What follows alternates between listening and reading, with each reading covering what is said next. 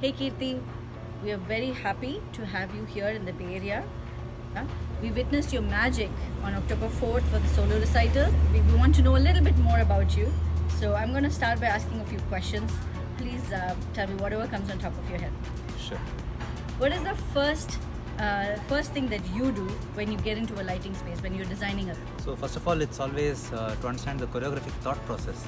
So always work closely with the choreographer, the dancers. I believe that whether it is choreography, the performance itself, the lighting design, anything to do with production design, all of it is a collaborative process, and it's only when we sort of understand each other's thought process and what we want to communicate to our audiences through this production, that's when we all come together and we're able to convey the design. Absolutely. What is a very easy transition for you?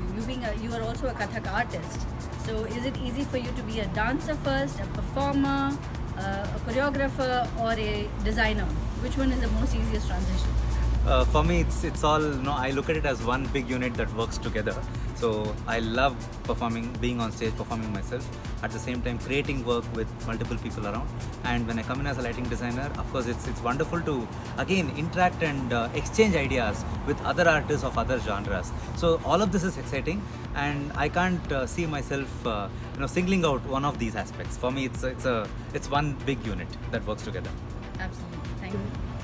What has been the most challenging aspect of being a lighting designer?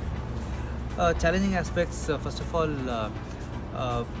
in terms of venues, what is it that we have in a venue, what is it that we don't have, and then when we start working with constraints, that also pushes us. We always believe that when there are constraints, our creativity gets better. So that's one of the things, that those are some challenges, and the limited time that we get in venues, whether it is here in the States or back in India, time is always at a premium, and how we can make things happen within the resources, whether it is time, effort, money, people. So I think these are the challenges, but creatively it's always satisfying at the end of it all. What has been the favorite or the best part of this US tour for you? I have had a fantastic time here in the US. This is my third time visiting this country, and so some of the lovely moments that I can recall are our performances at Salt Lake City, the hike that I went on in Utah, and also got to watch a couple of musicals in New York, and now here in the Bay Area. This is my first time in the Bay Area, so looking forward to interacting with all of you people here.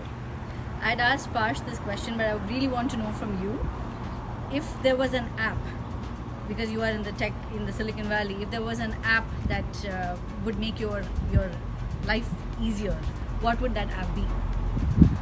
Well, in terms of lighting design, we already have enough and more softwares.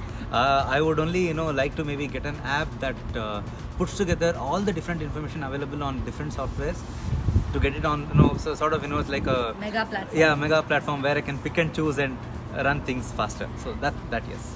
How much of an engineering or a software pro do you need to be a lighting designer?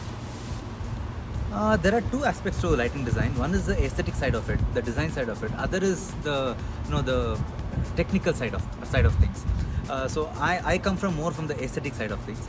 I do have a little bit of technical knowledge, but I always like working with the technicians, with people who are doing this day in and day out. So I'm able to articulate things better and get the work done for me to be able to execute my design. It's a combination of both the technical prowess as well as the aesthetics that are involved in the performing arts. So I would say it's the combination of both. What's your favorite color to be used on the background of any lighting design? Black, definitely. Let's talk a little bit about your workshop on October 8th, which a lot of us are looking forward to. I would love to know, what is it that that our audiences can expect? What are you planning to talk about during the lighting workshop? And just give us a brief on what we can take away from it. So I've just put together different experiences that I've had over the last 10 years of me being a performer, choreographer, along with designing lights for both my productions as well as for other artists. And all of these experiences are basically from whatever I have acquired being a principal dancer of STEM dance company back in Bangalore and working with different designers and other artists. And through this workshop, what I intend to share with all of you is first of all some ideas of how we can easily look at lighting design as one of the co-performers, what are the different tools available, and how can we rig a plot write the design, articulate our thoughts to another lighting designer. And I always say this, like how music movements tell a story. It's always important that we also tell a story through lighting design, through production design, and how we can achieve this is what I will be talking about in my workshop. There'll be a lot of examples from my design works that I'll be sharing, through which I'll also be talking about the lighting techniques. And this is definitely for dancers, students of dance, teachers, dance teachers, choreographers, theatre practitioners, musicians, organizers of festivals and venues, and aspiring lighting designers. Thank you so much, Kirti, for your time. We look forward to seeing you soon, and especially on October 8th for the workshop on lighting design and design production. Thank you so much. Thank you. Looking forward.